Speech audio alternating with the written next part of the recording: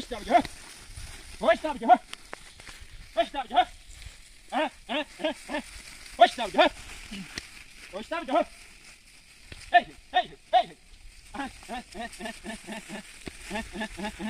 خوش نمیگه خوش نمیگه نه هی هی خوش خوش نمیگه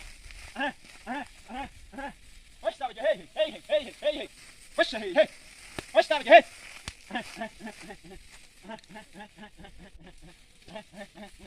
خوش هی هی هی کالو ذخیره گوسفندان در زمستون میباشه.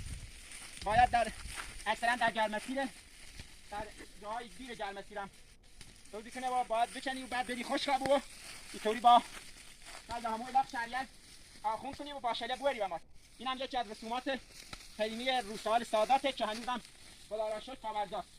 هی هی